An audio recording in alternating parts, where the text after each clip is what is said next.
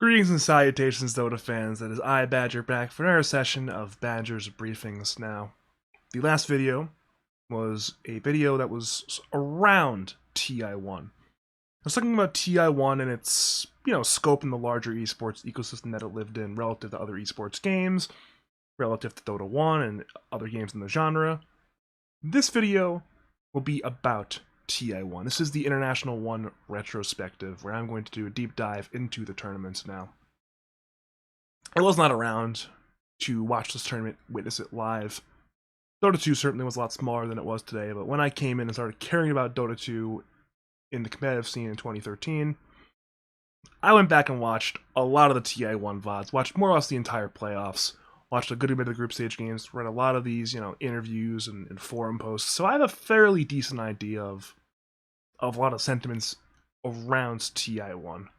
So to set the stage, we are going into August of 2011. We are in Cologne, Germany for Gamescom, and we are here to publicly unveil the first Dota 2 tournament, the International 1. Record-breaking prize pool at the time, 1.6 million, 1 million first place, a lot of hype.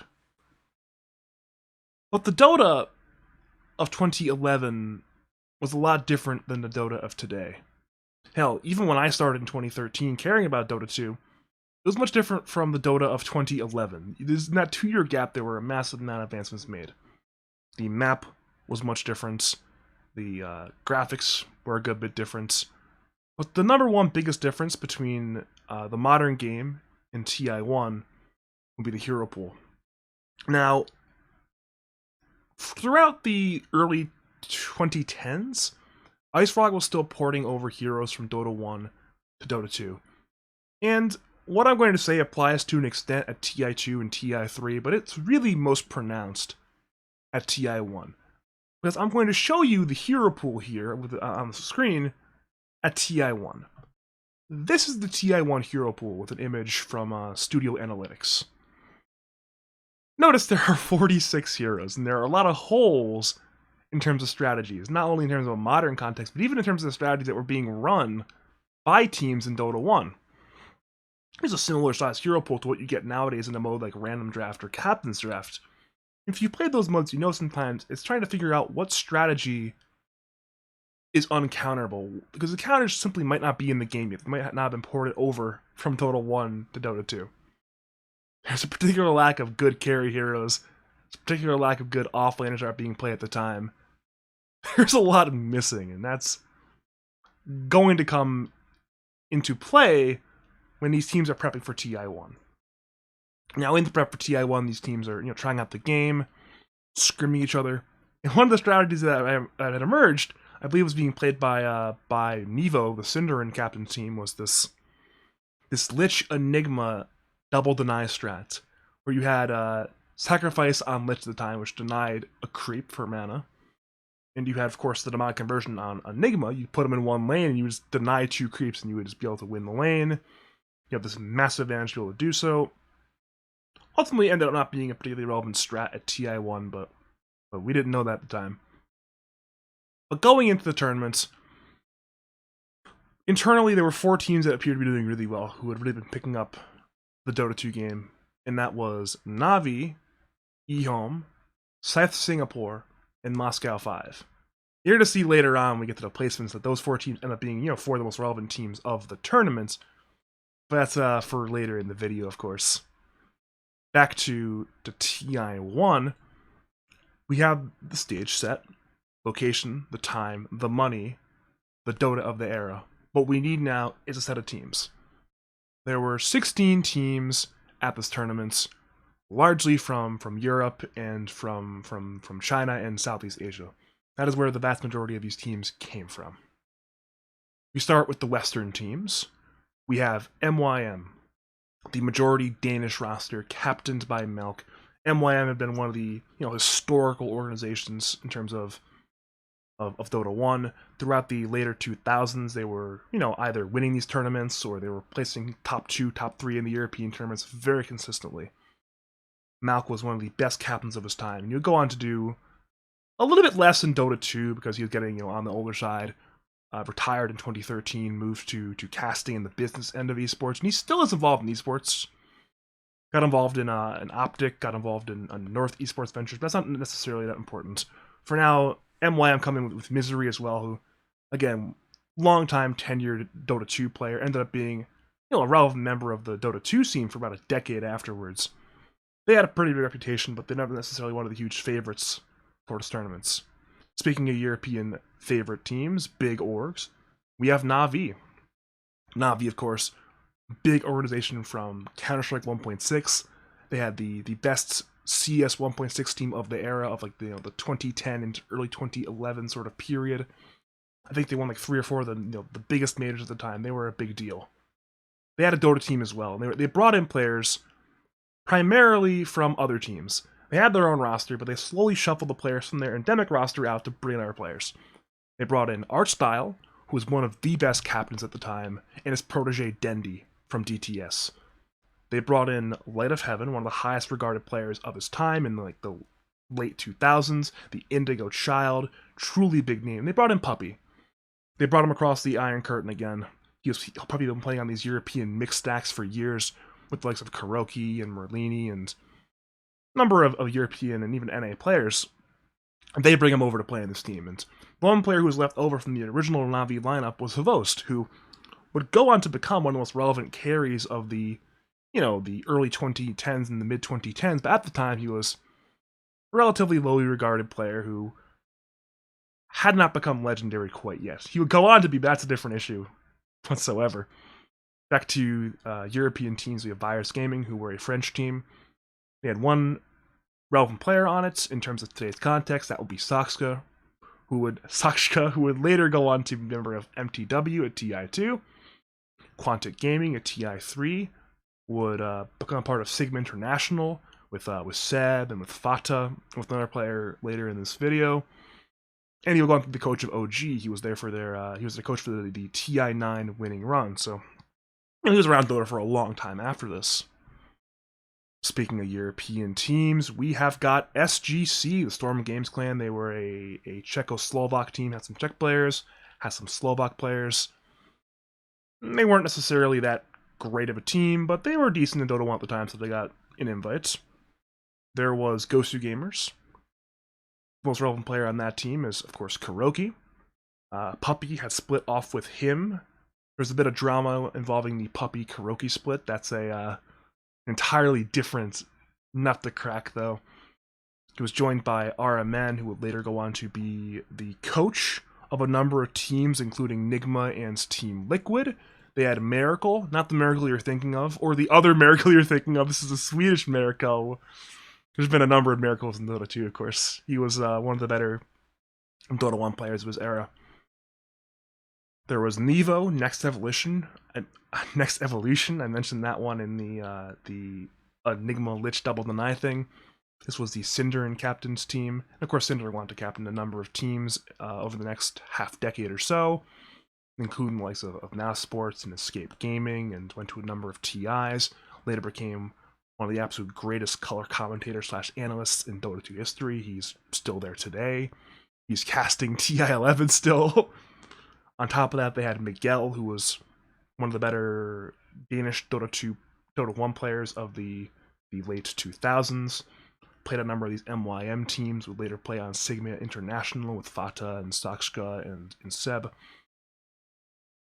There was Moscow 5, which, once again, if we're looking at Na'Vi as having more or less one group of great CIS players, Moscow 5 are the other great CIS players.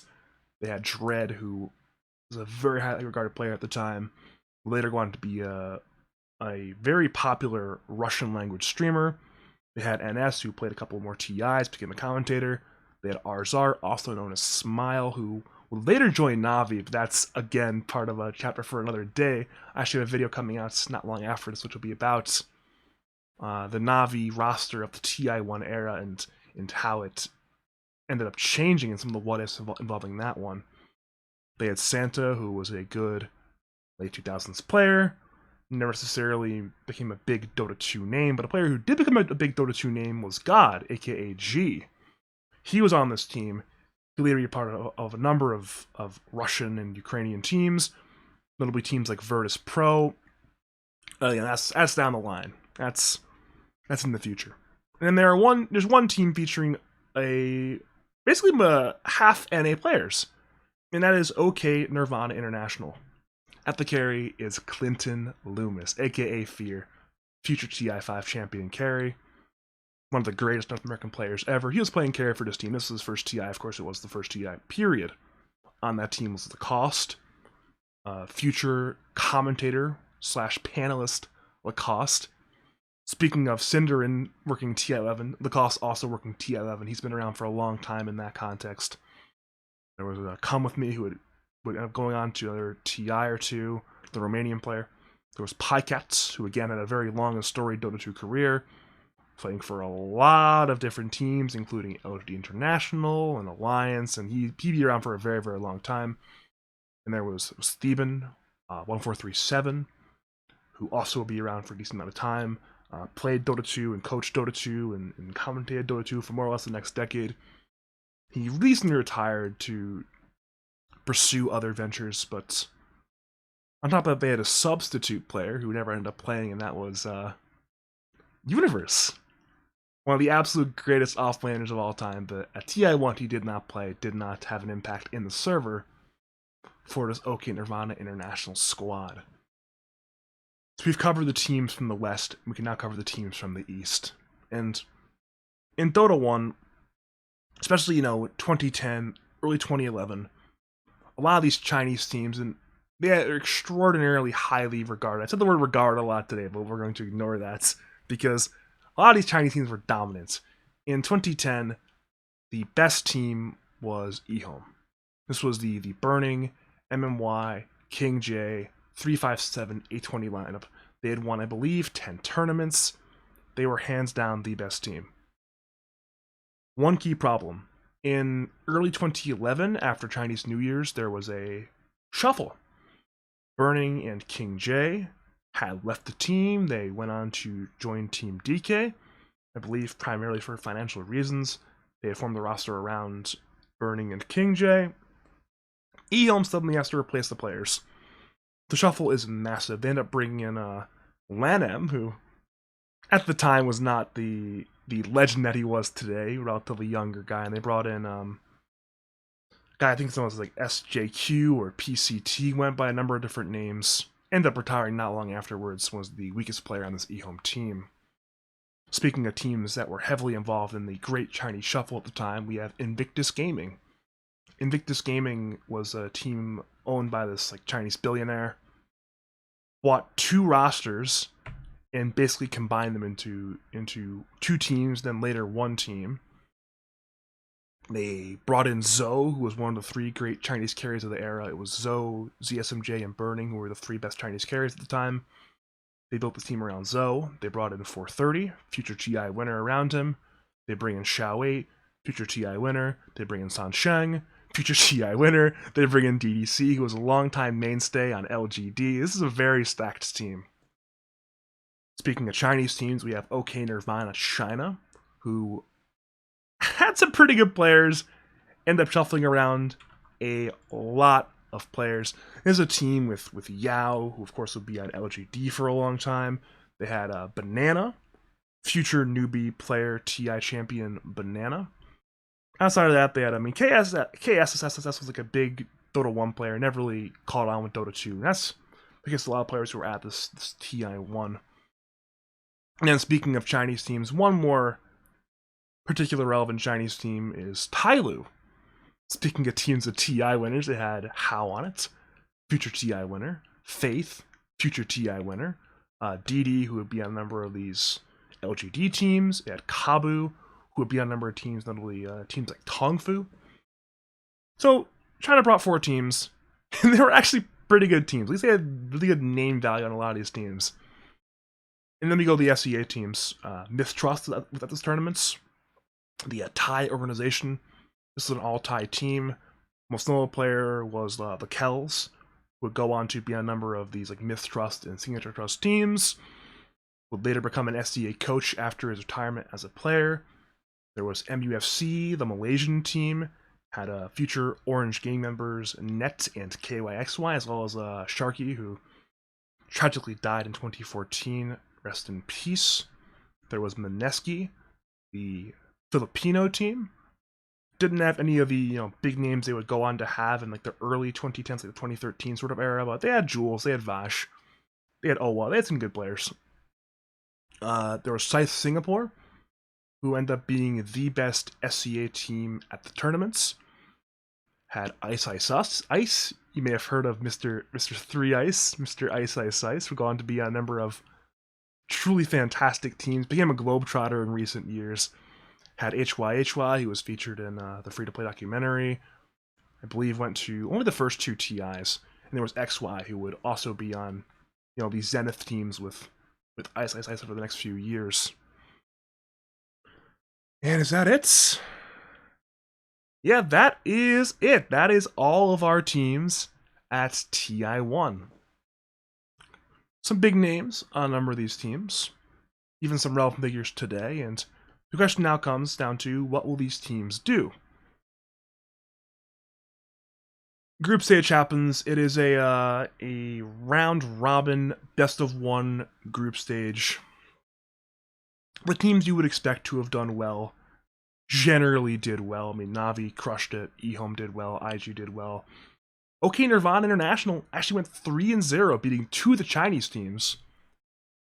So it's just a little bit of a shock in the group stage for some situations, but generally the teams you would expect to do well would do well. So we had the bracket stage, and the bracket stage was, I mean, inarguably the single worst format of any TI, but again, there are a lot of limitations at the time. Space-wise, this is not necessarily Valve's venue. They were sharing it with, a lot of other people, so they were just kind of running what they could at the space. A notable matchup in the winner's bracket is Navi versus Moscow 5. This is obviously a bit of a pride matchup, given it's an intra-regional showdown between Navi with these CIS players and Moscow 5 with the Russian players. And there's a very notable incident involving G, aka God, who went invis on Storm with an invis rune, just walks into this Navi sentry ward, gets blasted, absolutely destroyed. Navi break the game wide open. It was a fairly even game tape before that, but when that happened, it was just basically over. Speaking of winners, the Western Knicks team, OK Nirvana International, they go up against IG. They lose. Unfortunate loss. Ended up being a very long game. Actually went over an hour, but IG clutched it out in the end. MYM plays Scythe. They lose to Scythe. Ice takes down the Danes in over an hour. And then we have the Chinese showdown, eHome versus Tyloo. Speaking of over an hour, eHome win that one in over an hour. In losers, we have actually kind of an all-time great game between OK Nirvana China and Mineski. Ended up being an absolute banger. Mineski take the game. Other than that, I mean, Myth, MUFC, and Virus Advance beating SGC, Gosu Gamers, and Nevo. Cinder falls to last place. It's not the first time you'll get last place at a TI, sadly, but we end up moving on to further into losers. OK Nirvana International, they beat MUFC. They make the top 8s. Moscow 5 beat Mineski. They go to top 8 in losers. Myth beat Tyloo. Bit of a significant upset on that one, taking down a number of really big Chinese names. They go to top 8, and MYM beats Virus. And actually ended up being a fairly close game, but I think most people knew going in MYM was the better team. They end up taking that one. We're now in top 8. At the time, the TI prize pool only paid out the top 8, so these are all teams getting paid. 8th place was $25,000 for the team. The 2 teams that end up getting 8th place are OK Nirvana International and Fear's, Fear's story ends at TI1. They lose to Moscow 5, who were one of the 4 teams I mentioned earlier on as one of the huge favorites going in. MYM beat Myth Trust, and that's your 7th and 8th place teams. But we need teams to join them in losers quarters, so we go to winners semis. By the way, this is all best of 1. Everything I've mentioned up to this point is best of 1. And we're still not done best of 1s yet. We go into winners semis. We get Scythe versus eHome, which would end up being a rematch later in the bracket in losers. This time, Scythe win it. I should take it in pretty dramatic fashion. A lot of these games at the TI1 were going, 40, 50 plus minutes. This is a 36-minute game. Scythe picked the Nature's Prophets. Ice, I believe, is the one who was playing it. Had a fantastic game over in the other winter semis. It's Na'Vi IG, and Na'Vi is taking on an absolute tear through this tournament. They have been absolutely out of control. At this stage of the tournament, they are the only team to have not dropped a game. They are now 5-0, and they've had a number of slaughters in the games they have played. We head back to losers. eHome, who had just dropped the winner semis against Scythe, go play Moscow 5, and bit of unlucky stuff in terms of the bracket for Moscow 5. They play eHome. They lose to eHome. In the other loser semi, we have MYM and IG. MYM end up taking it, so IG and Moscow 5 tie for 5th. We head to loser semis, and at long last, we have best of threes. We have a best of 3 series. We're in the top 4 in the tournament. We get best of 3s. eHome play MYM. eHome, they do a bit of a beatdown in the series. It's a 2-0. The games were alright, but eHome definitely won that one. Over in winter semis, we have Na'Vi, Scythe, and Na'Vi actually just crushed Scythe. Notably, in game 1 of the series, Archstyle's playing a carry Night Stalker who actually was one of the better carries of the tournament, given the hero pool I mentioned earlier was as weak as it was. Na'Vi are truly crushing this game. He buys a Rapier on Night Stalker. They win the game in 23 minutes. They take game 2. They beat Scythe 2-0. Na'Vi are undefeated at this point. They're 7-0. They have not dropped a game. They by far look the best of any team. So Scythe dropped to losers for losers finals. They play eHome, and it ended up being a very competitive series. Goes all the way to 3 games, but Scythe could not win it. eHome go to the finals, and this actually ends up being tied for the best SCA placing of any team from SCA at TI. It would later be tied by Orange at TI3, but to this day, there's never been a SCA team to make it to the TI finals. Speaking of the TI finals, it is Na'Vi eHome. The winner's bracket advantage is a game 1 forfeit. We go into game 2, and Na'Vi make a little bit of a cheeky pick. They go for the Pudge, and contrary to what you might believe given historical hindsight, it's not a Dendy Pudge to play middle lane. It's actually a carry Pudge for Archstyle, and carry Pudge was not really a thing at the time. Like, if you're watching this in 2022, you probably watched a lot of these TI11 games where it's, carry Pudge all the time. But at the time, you did not see it very commonly. It was considered a bit of a meme pick, a bit of a joke pick, not something he really did. And eHome get the Storm Spirit for Weapon X, MMY. This was, one of his like 2 or 3 best heroes at the time. He was legendary for his Storm performances in Dota 1. Plays it in this grand finals at TI1. Beats Na'Vi. Na'Vi, for the first time, have dropped a game in Dota 2. Next 2 games end up going to Na'Vi. Game 2/game 3, the second game played. It's a 1-1 tie. Na'Vi win this. And it's being a very competitive game. And then we get to the last game of the TI finals. Na'Vi are up 2-1. They pick Dendy, a Puck. They have a carry Slardar for Archstyle. Havos is on the offlane Weaver. Puppy plays the Chen. Light of Heaven plays a support Beastmaster. And you don't get, a number of the better heroes in the patch of the time. They get Weapon X's, MMY's Storm Spirit. They get a carry Doombringer, who was, again, one of the best carries at the time. You're seeing a lot of these, like Vanguard Radiance builds on Doom, and that was considered extraordinarily good given what was available item-wise and hero-wise. But Na'Vi run them down. They execute extraordinarily well in the team fights. They outmaneuver eHome. Dendy has the first of the $1 million dream coils. Of course, S4 later eclipsed that one at TI3, but that's a story for another day. Na'Vi win it. They win the $1 million. They're popping off. Great success for Na'Vi. They were the super team going in, the CIS super team. And they delivered. They beat, you know, a lot of the other teams that were considered great going into the tournament. They beat Moscow 5, who were highly regarded in the scrims. They beat IG, a team chock full of future TI winners.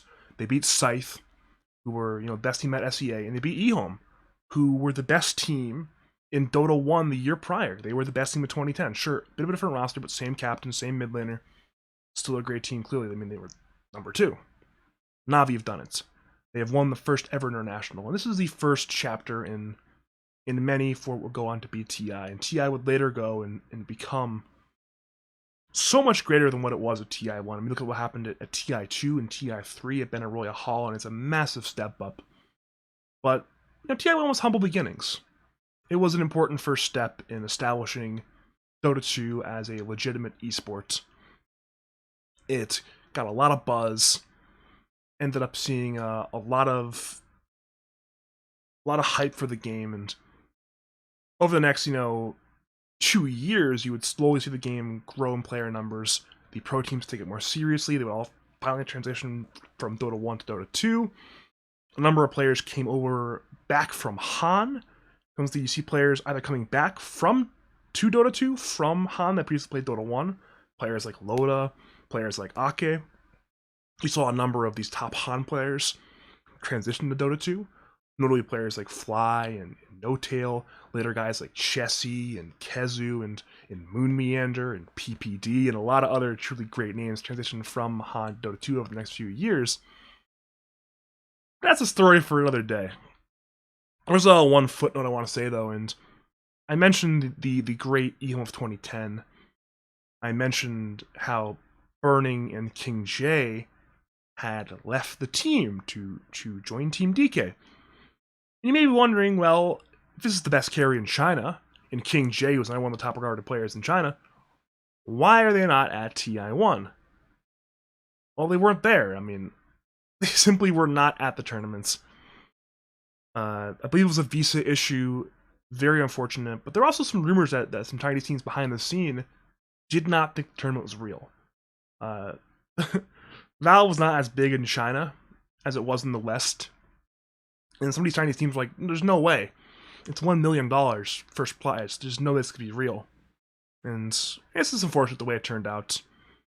Some of the best teams were not quite there at the tournaments.